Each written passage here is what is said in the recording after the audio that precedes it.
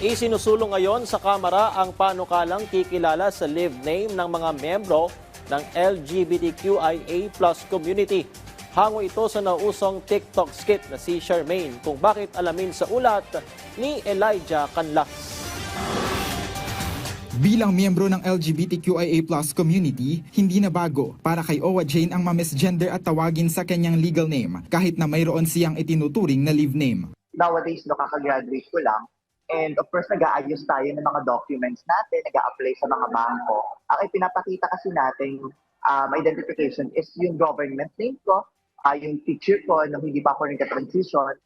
Nadi-discriminate ako na parang sino si gantong pangalan. Sabi ko, hi, I am Owa Jane Bautista. Titingnan pa nila na ilang beses yung ID ko.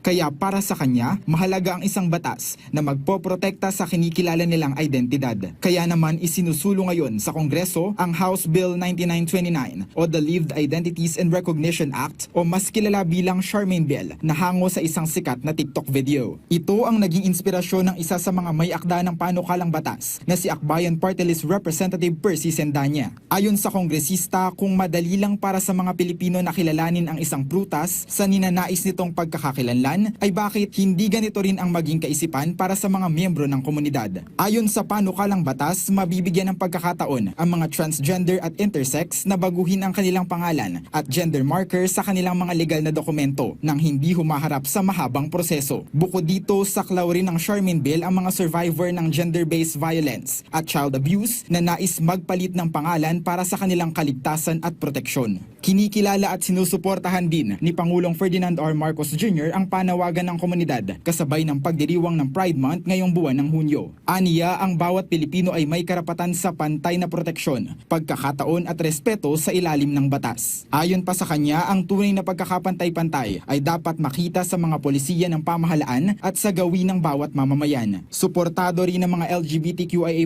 groups gaya ng Pantay at Babaylanes ang pagkakapasa ng panukalang batas. Sa oras na pumasa ang Charmaine Bill, ito ay magiging isang malaking hakbang tungo sa isang komunidad na kumikilala at nagbibigay kapangyarihan sa lahat ng kasarian.